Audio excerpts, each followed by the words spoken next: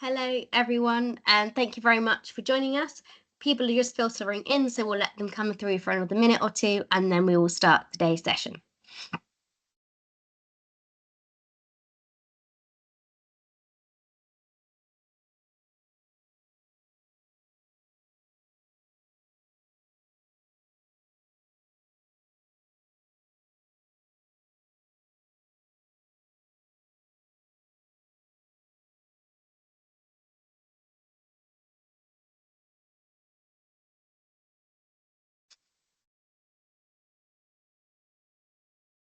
Brilliant. It's 2 minutes past, so we're going to get started. And thank you very much, everyone, for joining us for today's session. And for those that you don't know me, my name is Evie Aspinall. I'm the director of the British Foreign Policy Group. We're a non-partisan think tank which focuses on the intersection between the domestic and the international. I'm delighted today to be joined by my colleague Michael Martins, Associate Fellow at BFPG and founding partner at Overton Advisory. Prior to this, Michael spent many years working at the US Embassy in London. We advise on political, economic, and regulatory trends affecting American businesses under the presidents Obama, Trump, and Biden. So he's done the full spectrum as one of the few people in London that's got direct experience of working for a Trump government, which I think is, in this very unpredictable climate, a really useful kind of set of knowledge and expertise. So we're delighted to be having a conversation with him today. The way this event will work is we will run until 3 p.m. Michael and I are going to start with an initial conversation about what we've seen so far from the Trump incoming presidency and what it all might mean. We'll then open up to an audience Q&A. As it is a large event, we ask that you please keep your cameras and your microphones off. And then if you've got a question, please do put them in the chat. Feel free to put your name and your affiliation if you've got any in the chat when you ask your question, but no pressure to if you don't want to. Other than that, I think it's time to get started. There's so much to talk about, Michael, over the next hour. So I'm going to throw out a question to you to start with, and you can always ask them back to me and so on and so forth. But I guess it's probably good to start with kind of what do we expect if there was a couple of key trends? What are the big things we're expecting from an incoming Trump presidency? Yeah, I think the big one this go around will be just the level of preparation that they've had. Like I think if we compare the past, what is it now? Almost 2 weeks, right? Yeah. If we compare this with 2016, we already have appointments. There's been a long list of candidates that they have for different, both like high, like super senior, and then like more working level roles. There's just a lot more preparation that's been done. And I think a big part of that will be about loyalty to the president and his vision for what American foreign policy is going to look like. I think when it comes to President Trump's vision of American foreign policy, we kind of have an idea, right? Like, I don't think his views have dramatically evolved about when it comes to China policy, like whether that be trade or foreign affairs more generally, his views on the conflict in Ukraine, his views on the conflict in the Middle East, and his support for the Israeli government. Like, I think there's just going to be his views are known, but now there's a lot more preparation. And as we've seen today, like if he's going to be also, well, his party, but like let's call it him, also in control of both chambers of Congress, there aren't going to be as many checks and balances. So I think we're gonna get full fat Trump. We're gonna get, we're gonna see what America First looks like at a time of like preparation and almost unity amongst the Republican Party in it. Yeah, and I think that point about the loyalty piece is actually really interesting because looking at some of the appointments, I've had a couple of questions already sort of in the last few days. People are like, oh, what does it mean? What direction is it taking it? And it's kind of inconsistent when you look at who he's appointed because actually they're not that aligned on any particular ideology. If you compare kind of, for example, Tulsi Gabbard, who's Director of National Intelligence incoming, perhaps to Marco Rubio, they're quite different in a lot of their views. And I guess that in part that's because of the loyalty thing of he's gone for people that he thinks get him, like him, and are easily malleable, would be my instinct, who therefore don't necessarily they have views, but ones that he can shape and define. And it's that loyalty part that seems to me at least more important. Yeah, definitely. I think, even having contradictory views amongst like his cabinet and his people. This is kind of his style of government, right? Like he almost picks and chooses whose views he'll go along with, provided they at the end of the day follow through with what he wants and what he thinks is the right move. And I found Senator Rubio's appointment the most surprising so far, to be honest, because, well, Senator Rubio, like, he was one of the big people pushing for the law changing it so that the president can't unilaterally withdraw from NATO anymore. Yeah. And that changed, and it will change American foreign policy. But like, it changed, I think, President Trump's approach to like how will he look at European security, and the American almost like security guarantee for Europe. It's like, if that's been denied to him, part of me wonders if that's part and parcel of why Senator Rubio ended up as his appointment to Secretary of State. He does like to do this, where he has sort of both stick and carrot, right, amongst his appointees. Yeah, I also think that's a broader thing. And one of my next questions was going to be kind of how the UK approaches Trump. And there's been loads of talk in the last kind of few days about comments made by cabinet ministers in the UK about Donald Trump in the past, and some of them less than complimentary. And a lot of my instinct is actually that whilst obviously it's not the best look, that can always kind of be used against you. One of the things that Trump loves is someone that, comes round to his way of view and, bows down to him in the end. And I think he might kind of love David Lammy feeling like he's now on board with Donald Trump. I don't know. Or do you think he holds more of a grudge than that?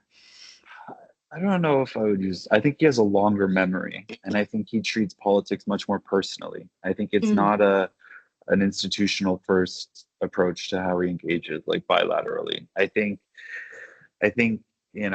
when it comes to the UK government, they're going to be in I think they're going to be in a hard spot, because on the one hand, I do think Labour voters more generally, Labour Party members more specifically, and also Labour MPs, they're a bit more pro-European, right? And I also think they're a bit more anti-Trump. And I think at the same time, Prime Minister Starmer, one of his first acts was to call the president of the Palestinian Authority after obviously Netanyahu's official call, and he's trying to navigate that path where some of his base is a bit more uh, at odds with President Trump's foreign policy. And I think it was easier to do prior to the election. But now that you have an outcome, President Trump is going to come back to the White House. I don't know how Starmer is going to navigate that, because it feels to me like, the way that they're trying to do it is almost like at odds with what we know so far about President Trump's foreign policy. And I don't think Labor has come up with a coherent or strident like China policy yet. But when it comes to issues like Ukraine, if they're going to lean into supporting Ukraine at a time when President Trump is going to come in and try and maybe end the conflict, or if they're going to lean into like being more supportive of like a ceasefire in the Middle East and two-state solution, all these things that are kind of tied into President Biden's policy in that conflict. There's one thing that President Trump likes to do, it's undo the work of his predecessors. We saw that in 2016. So it's like, I don't know necessarily if Starmer's got there yet, to figure yeah. out how to navigate it. Yeah, and I think that's a great point. Actually, there's a lot of areas where, the incoming Labour government, no, not incoming, incumbent Labour government is really moving further away from where Trump would be going. And I think China is the really interesting one, and perhaps we should spend some time on this, because I don't agree. I don't think China, the UK has quite worked out its China policy yet. And if history is anything to go by, we're not very good at having a China policy. But we're Yeah. doing a China audit. But in the meantime, we're announcing trips to China. We're announcing, lots of subtle things that are kind of, oh, we're going to be more open to trade, etc. At a time when Donald Trump is most likely going to escalate a trade conflict with China. And I think that's going to really quite quickly put us at odds. And actually, from the kind of Republicans I've spoken to, it's very much been, we might support you in Europe, but in doing so, if we do, you'll have to help us on China and you'll have to take a tougher stance. And I think that will be a challenge. I don't think that Labour is particularly ideologically pro-China, but it's kind of broader growth agenda pushes us to a more pro-China stance, which I think is going to be the challenge. Yeah, I agree. And I think another kind of like underestimated influence in this is like there's a deep sense of vindication, I think, in President Trump and his team on, they've won resoundingly. And I think it makes it harder for people like Starmer and Lammy to, I guess, maybe even like push back about some of these things on the negotiation level, because from the Trump worldview perspective, like they won. Like why bother listening? Especially when in their mind they also will have leverage, right? Like they'll, in many ways, like they'll look at this as transactional, like everything else, and it's like what advances in their mind American interests, right? And there is that strain of argument of like, yeah, the European security guarantee under the what's the word, proviso, that there's like at least a public decoupling from China, Yeah. whatever that looks like. And I think that's another area that, it seems almost like the labor side of it is being reactive rather than proactive. Like Yes. there's a big points were made prior to the election in both sides, in the UK and the US, that labor was going to like Lammy and Starmer and the like were going to DC to meet with Republicans both in Congress and then around Trump. And obviously that changed after the campaign with that LinkedIn post. But that was proactive, but now it's much more reactive. Now it's like, we had dinner, it was great, it was a hearty discussion, and it's like, I feel like, at a certain point Starmer and co are going to have to kind of do more on that side. Definitely.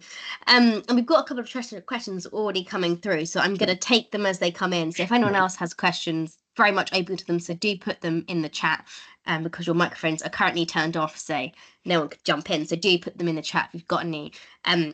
There's two, and one particularly around trade and tariffs, and it links to this China question of, how much will Trump escalate tariffs with China? He's threatened 60%. Is that realistic? Will he actually do that? And more broadly, the tariff conversation, he's threatened quite substantial ones on the EU as well. And we've seen that before between the EU and the US. Do you think this is kind of, as a question asked, an opening gambit and it's going to scale it back? Or will he follow through on some of that? Honestly, both. Like the thing is, I think when it comes to trade policy, the president has, it's one of the few areas where they don't have like a check or balance really in place. Like the big check or balance is usually like the WTO. It won't be Congress in many ways. So I think in that sense, I do think it is a negotiating tactic, like most things that President Trump does. At the same time, I think it's credible. I think, it was one of his first acts when he came in last time was to raise tariffs. I think tariffs are a long-standing belief for Mm-hmm. President Trump. I think he thinks of it as not just like, I think it does kind of go back to that vindication point where last time he raised tariffs around the UK economy, and then cut, not the UK, the US economy, which usually is a net negative for growth. But then also they had a massive set of tax cuts, which created so much economic growth in the US. So it's like, it's almost like it got lost amongst the evidence of like not to do this. It's, again, it plays into this vindication. So I think when it comes to trade policy, like I do think he's serious. I do think he will raise tariffs to the extent of 60% on China. That I don't know, because I think we saw it kind of last time um, when you start entering some of these more complicated areas because of like the most favored nation clause at the WTO and this type of thing, that the global outcry tends to take up space. It takes up space in like the diplomatic debate, and the diplomatic dialogue between president and whoever the bilateral is, whether it be like another president, another prime minister, the European Commissioner, whoever, which not necessarily a bad thing, I think, from the president's perspective, but it is something that I think can be a bit more. Yeah, he likes to be in the spotlight, right? Like he likes to have those positive news stories, and I think at a certain point it can detract from that momentum. So yeah, and I do think as you say, it is partly an opening gambit, partly it also quite hard to predict in terms of how much China responds, how much others respond. It's Mm-hmm. a lot of it is US led, but it's also dependent on the ripple effects across the world. And that's the thing Absolutely. that I did. We both did some blogs recently for BFPG, but mine was on the ripple effects, which was as much about, okay, well, this is what Trump's policies might be, but how will the rest of the world react? And that's almost as important as what he Yeah. wants to do. For me, when we look, for example, to the Middle East, he Mm-hmm. can have whatever approach he wants to the Middle East. But what's most interesting actually is how Israel responds. If Israel feels emboldened and it acts in a certain way, similarly in Russia, if Russia feels emboldened in Ukraine and starts acting differently, that can be just as impactful. And I think the same with trade is how much we all respond and how much and how far we want to go in a potential trade conflict. We've got another question in the chat that I'll put to you, which is, will a combination of expected isolationist approach to trade and moving away from prioritizing renewable energy in the US lead to greater FDI into UK and Europe instead? Well, people are going to stop investing in the US, and are they going to perhaps come to the Yeah. UK and Europe instead? I mean, I'm sure many of us on the call would hope so, and it might be, but they may well also go, I guess, to middle ground countries and Russia and China as well. We could do. I think when it comes to like the FDI and renewable space, I think the UK is. I don't. I know the Labour government so far has made a big sort of point about like renewable energy as this big sort of saving grace, and they're putting a lot of money into it. I forget how many billions in the budget were announced almost specifically for this. Yeah, But I think like when it comes to like some of the rules and the regulations, like that's a lot more, it's less accommodating. Like I know that when it came to IRA, like the Inflation Reduction Act in the US, that's almost sucked in global investment into that space in the US. I A lot of it was also happening in places where it was like a bit more of an accommodating business environment. And I don't know necessarily if that is going to be the same, have that same effect here. We might get a lot of government investment, but I don't know if it's going to crowd in private sector investment, especially like if I feel like the Labour government now hasn't necessarily done a good job post-election of bringing business with it. Like it sort of did the budget, and then it's just sort of left the narrative for business to be upset for however many weeks it's been, yeah. and I think that that can soften international investor sentiment. On the EU side, though, I do think there is. I'm going to forget the name of the program that is it was developed almost in response to the Inflation Reduction Act, which I think will probably have a bit more meaningful of an effect because it's more money, it's a bigger market. But that Yeah. one I'm less on the across the detail on. Yeah, and it also, I mean, it's a wider thing of how much impact a trade war has on the global economy, and particularly, the EU and the UK are very reliant on the US in many ways economically, and so anything that's to the US's economic detriment often will have some negative implications here as Mm. well. We've touched a bit on the EU, and there's a couple of questions coming through about the UK EU relationship. And one of the things I think that's perhaps most important as we look forward is how the UK approaches Ukraine and European security as a result of a Trump presidency. So I guess the question's a couple of them are, but will he leave NATO? My instinct is no, but I'd be interested in yours. How much pressure he's going to put on to increase defense spending. And then I think there's also a question of what more can Europe do to kind of keep focus on Ukraine and try and stop him pulling out of Yeah. Ukraine. So my instinct is similar. I don't think he's going to pull out. I think like legally it's just more difficult because you need, I believe, a super majority in the Senate, which they Republicans won't have yet. I think um, that being said, I know if I'm going to forget the person who wrote this, but for the folks that were auditioning to be defense secretary, Mm. there was the idea that as the president's commander in chief, he can just move military forces. It'll be NATO light. It'll be like nuclear deterrent, but no armed forces, which obviously causes anxiety amongst like the NATO crowd and the NATO watchers because like in many ways the mixed forces are like the early tripwire. It's like a different form of deterrent, right?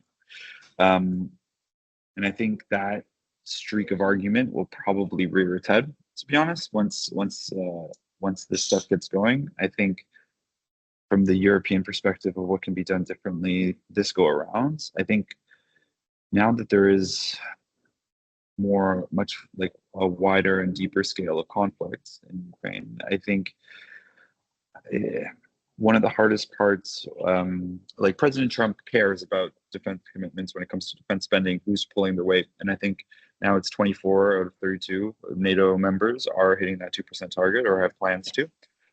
I think emphasizing that and focusing on it is going to become incredibly important to those bilateral relationships. I think from the political perspective, um, I think if you compare at the time in the presidency, like Boris Johnson's approach to like Emmanuel Macron, like Macron tried to almost, stand up to somebody, and Boris was much more like charismatic and like, kind of um, accommodating and didn't really pick fights.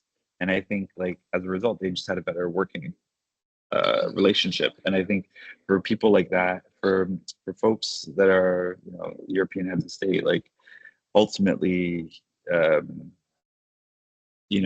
criticizing President Trump's social policies and that type of thing, if that becomes more important to you than a working relationship in areas like NATO, then like that's your choice. But I don't think necessarily it's going to help, like just from the security perspective, help the relationship.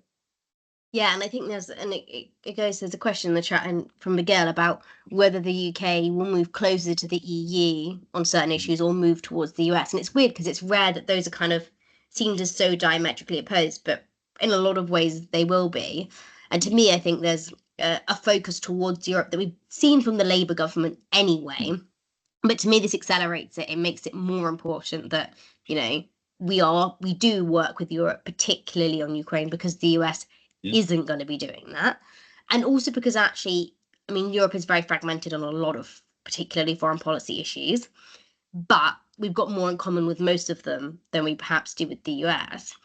I was reading a very interesting article today about whether the EU could collectively have an approach to the US. I think that's another question that we've got to ask because one of the dangers I think is that individual European nations start doing little bilateral deals with the US, which Trump probably is quite in his instinct, he quite likes those, yeah, but actually then they don't have a coherent approach to the US, to Ukraine, to Israel, to China, all of those like interesting conversations.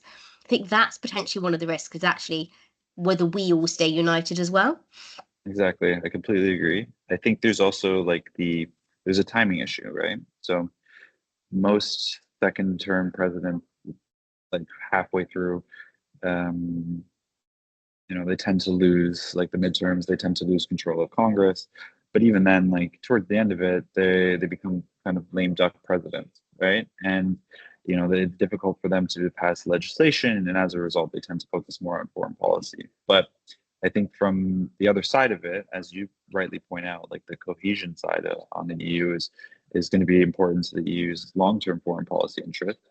So I think the spreading the needle will probably be like how do people accommodate President Trump's foreign policy for like 2 or 3 years while also not sacrificing their long term goals and like that long term unity.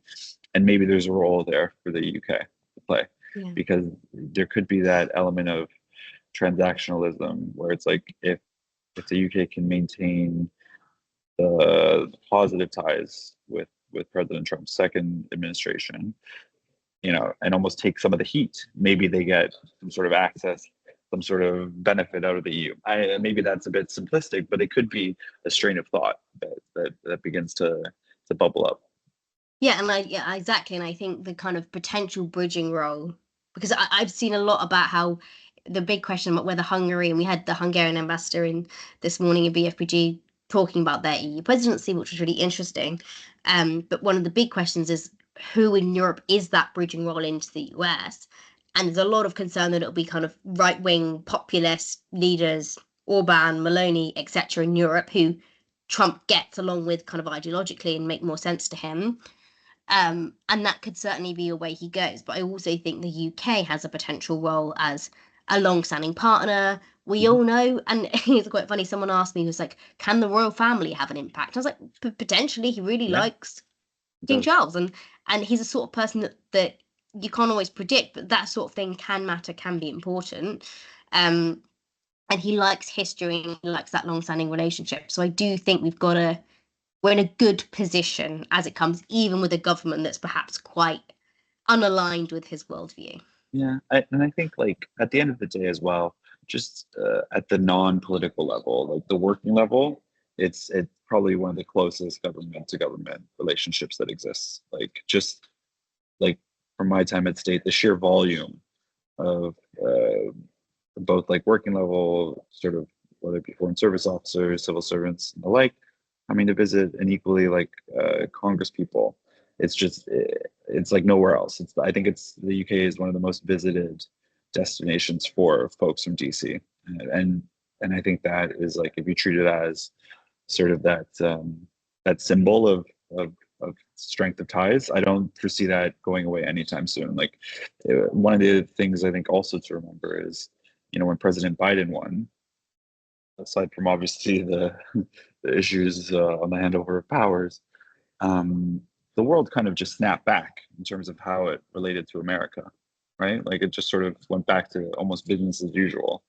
And I think that again belies like just how strong those working level ties are. Exactly. Okay, we've got loads of questions on sorts of everything coming into the chat, so I'm going to pick a couple of them. And sorry, might not manage to get to everyone's, but do keep putting them in the chat as you think of them. One thing that I'm conscious we haven't spoken about and is in the chat is the Middle East. What are your instincts on his approach to the Middle East? To me, it's kind of a bit of an unknown in that he instinctively is more pro-Israel. Some of his appointments are quite pro-Israel too. But also the kind of counter to that is that he's not keen on big American interventionism, and he said he wants the war to be over. Will he put pressure on Israel to sort of end the conflict quickly, but on terms that work for Israel? That's my instinct, but what's Yeah, yours? no, that's like the $1 million questioning. So I think you're absolutely right about directions of travel. I think because the tension will be like not being drawn in, but also being supportive, right? Like, and I think the appointments you point out, I agree. Like, I think they are pretty strong pro-Israeli government. I think at the same time, you don't. You, what am I trying to say here? There is an argument that that support only goes so far without being dragged into like a full scale sort of confrontation with Iran, and I think that will weigh on the mind because as you rightly point out, like some of his applies. I think it's Waltz, is pretty firmly of the view of like not having another forever war, and I Yeah. think just having that voice around the table will probably lend a bit of weight. I think there's also what am I trying to say here? Continued conflicts are kind of bad for his political optics.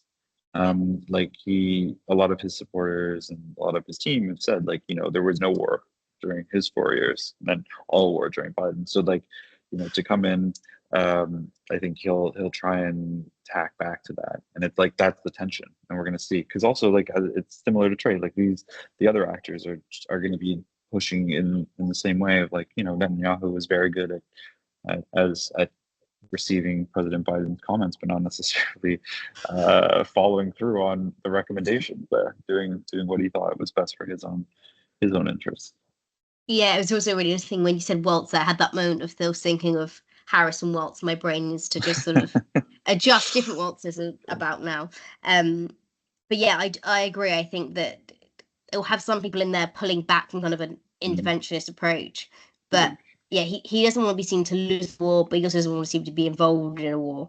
And so those don't always good. And my instinct, and we've not seen it massively yet, but I assume that there'll be kind of an upscaling of conflict from Israel in the next 2 months before Trump comes in, and then you can freeze the conflict and freeze the situation as it is. It's similar to what I think will happen in Ukraine, in that if I was Putin, I would be escalating so that then when Trump comes in and is in the position of power, he can then freeze conflict where it is, and it's in a position that's advantageous to Putin. So that's what I would do. I'm not Putin though, so No, and I think a lot of that too will be determined by because I know President Biden is trying to push through like just final stages of funding and the like. But Yeah, he can do that. But President Trump can come in and put in export controls and change whether or exactly. not that gets through. So it's like there's only so much you can do. Yeah. Um, Another question, got a couple sort of around multilateralism, Trump's approach to multilateralism. We know he left the Paris Climate Agreement last time. He's not a big proponent of climate action and climate leadership. And I at least think that he'll probably potentially lead the Paris Climate Agreement again if he can. But what about the UN, the WTO, the WHO, some of those other organizations? Do you think we'll similarly see him stepping back from lots of those as well? Yeah, I think we're going to get a re what's the word, resurrection of his previous views, right? The appointment he made today to the ambassador to the UN is like pretty stridently anti-UN, if I remember correctly. So I think Yes. like, we're getting early indicators. Again, I don't think his worldview has changed at all. I think it's more about like, how do those institutions exist for the next 4 years? And it's like, we saw it with the, I think it was WTO and WHO. It's like America pays a disproportionately large share of it from his perspective. What did they get out of it? And I don't think those institutions and the people that advocate for them have done a particularly good job of translating that for him and his team. Because I think the language is usually, it's a bit more true, like, it's not very Trumpian. Like read his tweets or whatever Truth Social posts are called. Like, it's a very different political language, and I don't think those institutions necessarily have adjusted in a way that gets them the traction that they might need. Yeah, and the question in the chat specifically mentions Elise Stefanik actually about and Thank their you. approach to the Trump administration towards the UN, and I think you're right. I think Yeah. it's a signal of kind of intent. Also, with all these appointments, my big thing is he will shape and he will mold them, and so as long as they'll do what sort of he wants, Yeah. take it with a pinch of salt. But it's a bit of an indication, definitely.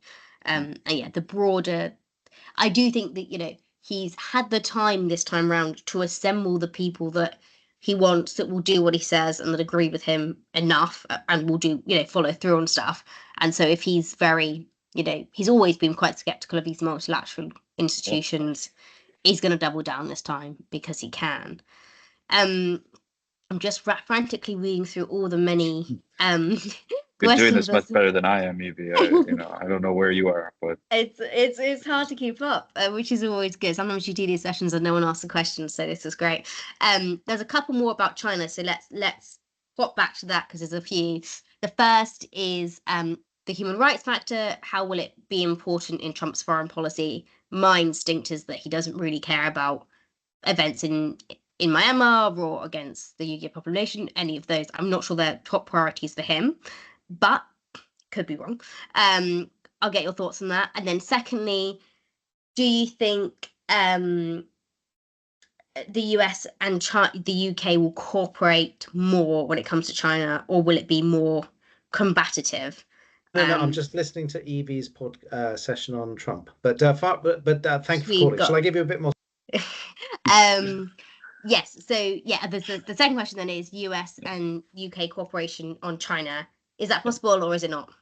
yeah, I think I'll do the second one first because I think that's an area where UK can try and find a third way, right? Because one of the things that they at least attempted to do with the budget was paint it as like we're not going to be Liz Truss again.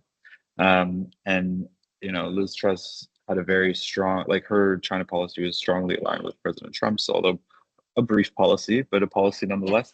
I think that they can probably figure out a way to make it not necessarily about Trump, but about not repeating the mistakes of, or in their version, the mistakes of Liz Truss.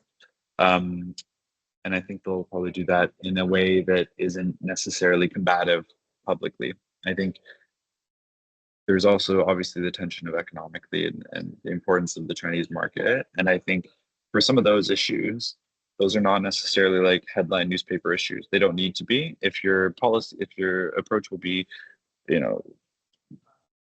being pro-growth, pro-trade with China in that sense, but also publicly a bit more confrontational to align with President Trump, I think we'll probably end up in that space on the UK side. I think when it comes to the human rights issue, I think there's probably going to be a disagreement or a discrepancy between like the political level, so your President Trump's and his team, and then more the working level, which is much more attuned to this. And then there's also like, um,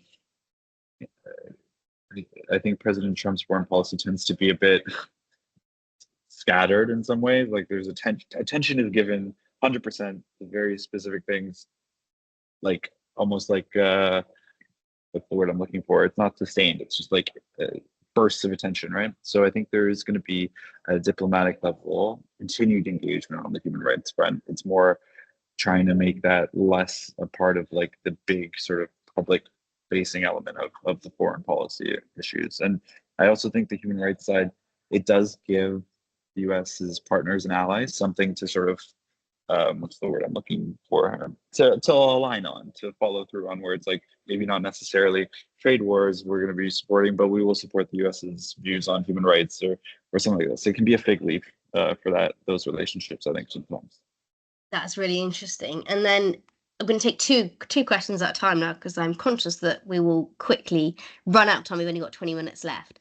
So two sort of focuses. One is around US aid, and whether you have any thoughts on how that might change under Trump. Again, my instinct is probably cuts, and that's my main kind of thought. Is it's not something you're going to prioritize or care hugely about, and probably, in an economically challenging time, not going to be his top priority. And then the second one is around his approach to India, and it's something that the UK has been quite focused on, is moving closer to India. Do you think that, how would Trump work with India? Would he not? Yeah, I think, is that a priority? Yeah. So I think when it comes to India question, my understanding is President Trump and Modi get along. Like they share sort of like a view of politics as like the strongman view of politics, right? I think the trouble, not the trouble, the question within that relationship is how much will President Trump care that Modi is kind of playing both sides of a conflict, right? Where it's like neutrality, but also beneficial for the Indian side. Because if there's one thing the President Trump likes, it's that when he has support, when he has backers, when international leaders fall into line and back him. And I think that will put Modi in a bit of a difficult space. So it'll be interesting to see kind of how he plays it. On the question of USAID, I think again it was protected, but my understanding was that it was protected at a congressional level, because when President Trump was first elected, he didn't have both chambers of Congress. Now he does. So I think it'll be much more difficult to protect USAID funding. I don't think there's going to be many voices around the table that will be advocating for the protection of USAID funding and the work that it does. It could be something if folks are looking to campaign on. You have, what are we in November? You have 2 months, maybe a bit less with different holiday recesses to sort of get Congress on their feet about it. But my instinct is no, and there won't be protections this time. Yeah, and I think that's potentially one of the most underweighted but important kind of things to think about, not least when the UK is also, in practical terms, cutting its aid budget as well. Again, having done that already for in recent years. Actually, if the UK and the US both aren't investing in it, we've seen lots of European partners as well cutting aid budgets in various economic circumstances in the last few years. That space will be filled by Russia and China. And I think then there's a question that's not in the chat, but I think it's worth us thinking about is, if the US isn't leading on the world stage, who is? Are Russia and China going to fill in that void? Can the UK and Europe try and do that themselves? I'd love to think they could, but I'm not confident that they've got the capacity or the money to do so. Yeah, I think we saw it last time. It took a while for other organizations to try and fill some of those gaps, but in many ways, like we kind of almost the international community almost had to, it was like withdrawing from their political capital savings. Like they had been working together for so long in certain priority areas that like it was almost like a 4-year pause. And I think we're probably going to end up seeing a similar type thing again. At the same time, I guess maybe I don't know, maybe it's more of a, depending on how you fall on it, optimistic, but like it does come back to this idea that there are people like people. It'll be the second time of this. We've already done 4 years of it, so presumably some folks at some of these organizations will thought about how how they might prepare for a Trump presidency again and do it better this time. But again, I don't necessarily see President Trump coming in with very different positions. I think it'll be louder and more supported by his team. Agreed.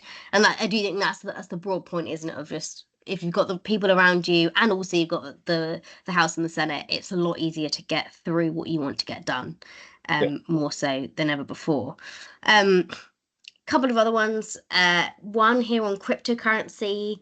He's he's gone from criticizing cryptocurrency, he's now quite a strong supporter. How might that impact the financial markets? Tricky one. I don't think I know the answer, but I don't know if you do. I wish I bought Bitcoin is my answer. Like I made a key market call incorrectly on that one. Sorry. Should have done that one months ago, a bit late. And then this one I think from my own is a really interesting one, and one that I think it touches on the conversation we were having earlier about how a Labour government approaches Trump.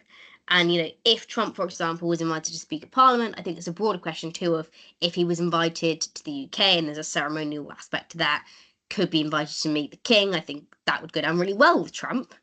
How might Labour MPs respond to that? What are the optics of that? Well, I think. My understanding is David Lammy came out and said that he's not going to be given a state visit next week because, not next week, next year. My understanding is that Lammy positioned it as there are a lot of work and he doesn't think that they'll be able to coordinate it, which I found surprising because is that just a Trump policy or is that like wide? Is that UK wide, no state visits next year for any country? So my understanding would be that policy I don't think will hold. And they'll have a state visit. And I think,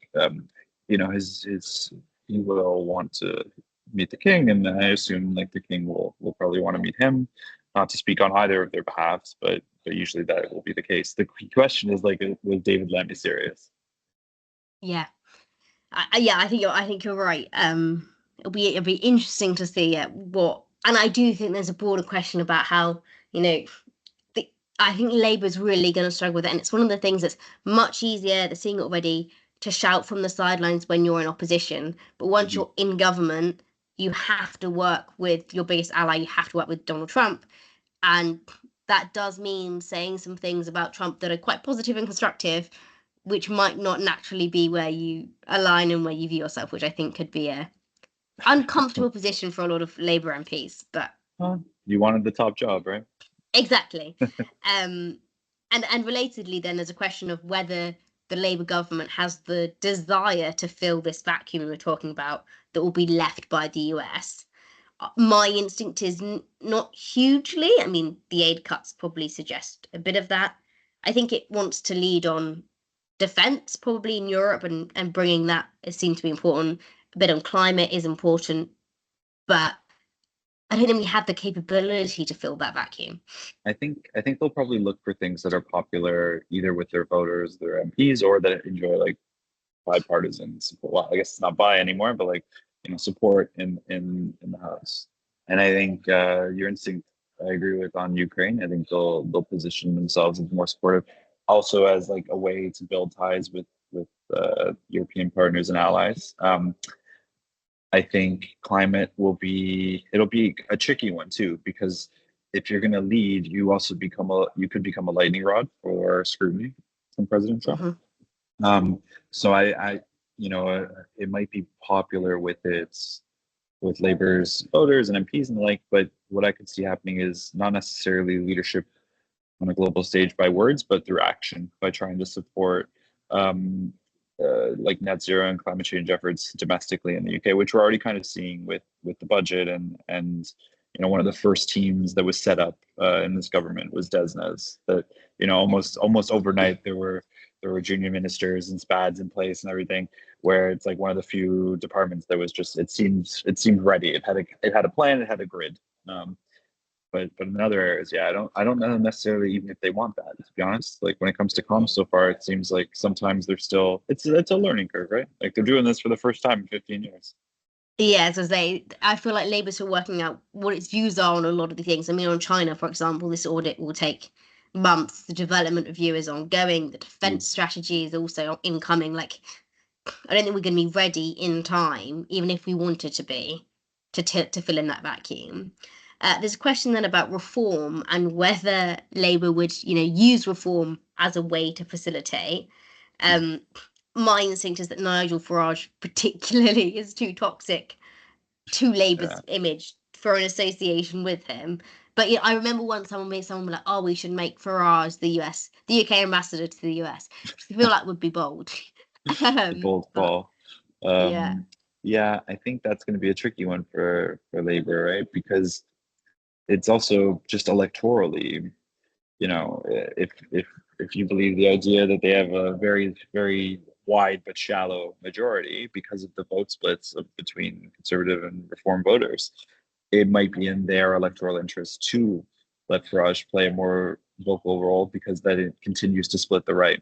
And if you're going to continue to split the right, then maybe you give Farage the microphone and it it doesn't necessarily peel away Labour voters. It might peel away conservative voters into reform and ultimately deliver them a second term. So maybe that's a bit too 4D chess and a bit too long-term thinking, but like just from a political point of view, I can see that working. Yeah, I also think there is a broader question as well about the signals that Trump presidency brings around wider populism and legitimacy it brings. So we've seen like a rise of far right populism, particularly in Europe.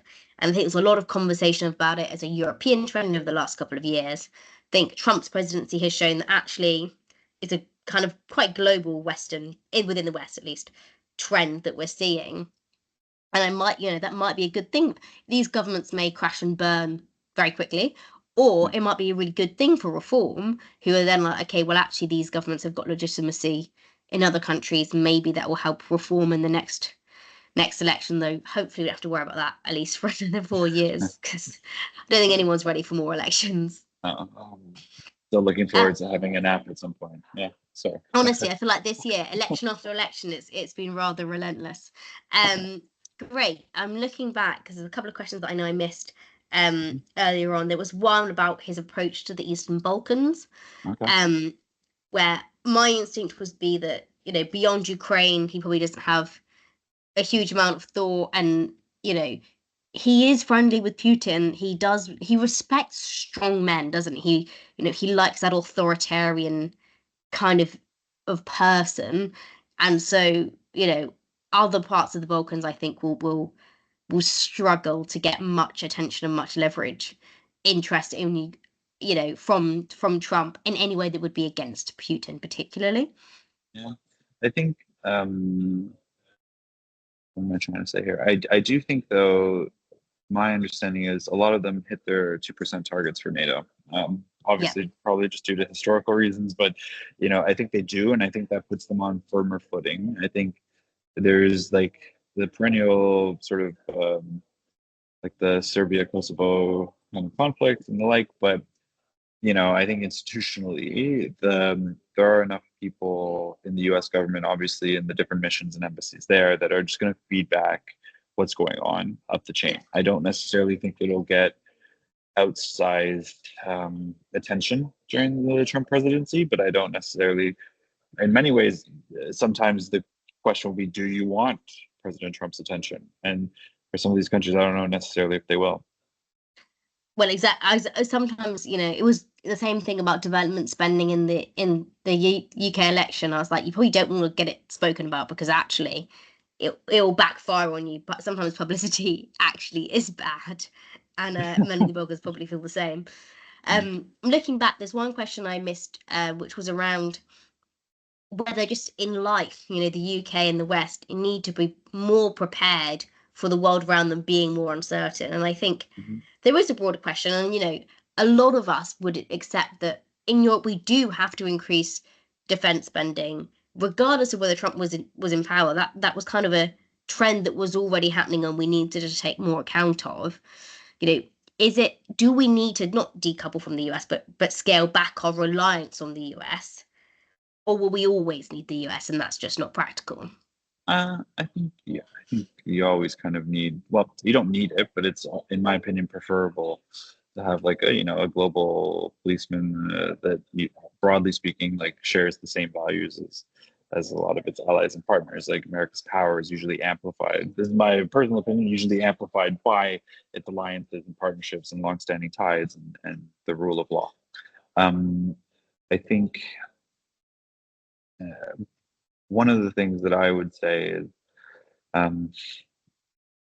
it appears that, like, yes, increased military spending is becoming increasingly important. There's a question of national defense and everything. There's also, in my mind, kind of less being built as an off ramp of like diplomatic off ramps. It seems like we're sort of on this trend to increase defense spending, which, if it becomes like some sort of tit for tat thing, at a certain point, is it a deterrent or is it an arms race? And I think the key point along that journey is usually like, how do we build diplomatic off ramps? How do we stop ourselves from getting too far? And I don't know necessarily if we've been paying enough attention to that yet. And I think we should start. Absolutely. I think there's also a broader question, and in the UK we have a massive issue with inefficiency of spending when it comes to defence. And I imagine that sort of nuanced argument isn't hugely effective with Trump, but actually sometimes what's better than spending more money is spending the money more effectively. And one of the big things is doing that more collaboratively in ways that are interoperable across Europe. That's one of the best things we could do for European defence. It's not actually spending more, it's just doing it better.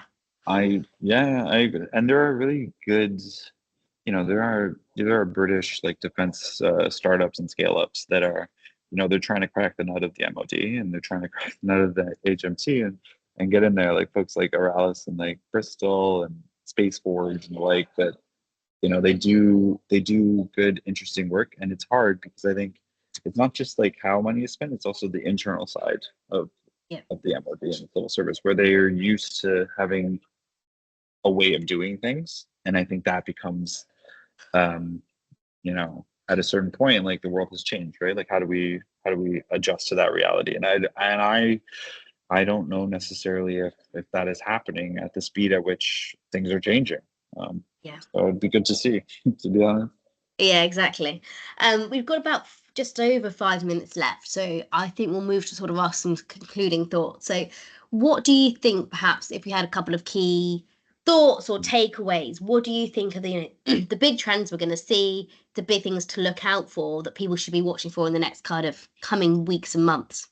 Yeah, I think the big difference I think there's going to be a lot of the same of what we've seen before. I think a big difference now is, like, it's happened, we have that experience, and I, in many ways, feel like the social media landscape has fragmented, whereas before it was like Twitter was so important to the debate and it gave him such like a microphone, whereas now I feel like it doesn't have that same sort of place in the discourse.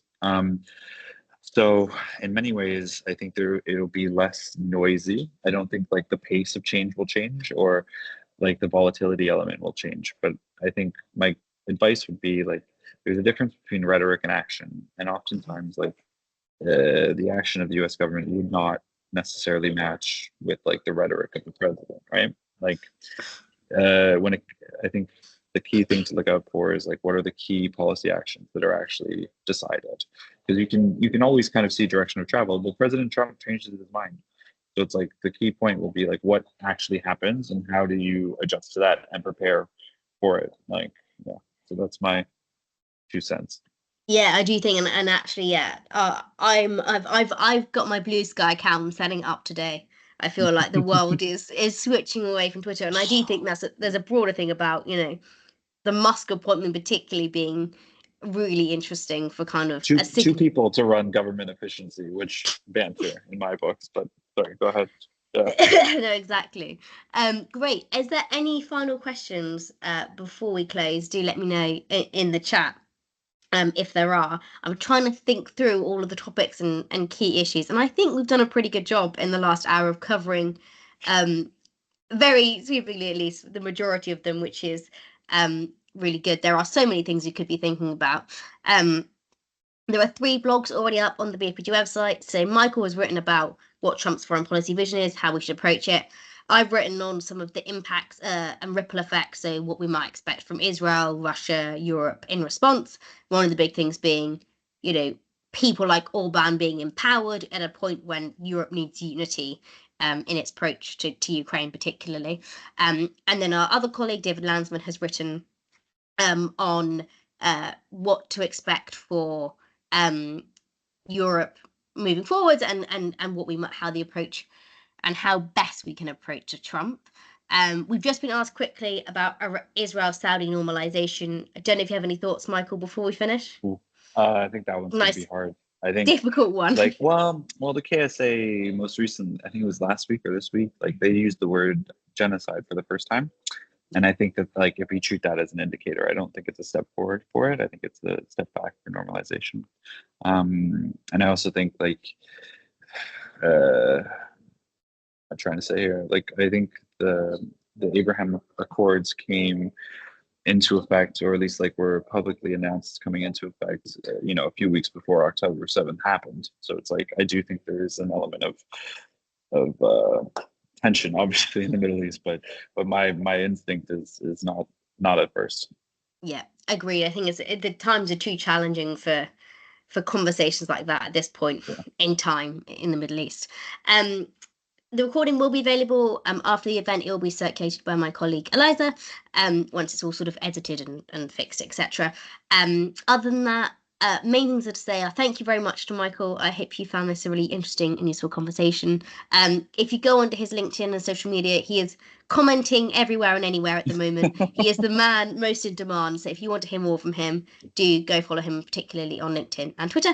Other than that, thank you very much for coming. Really glad you could join us, and there'll be more from BFPG on the elections, I'm sure, over the coming weeks. So thank you very much all, and have a lovely rest of your day. Thanks. Bye.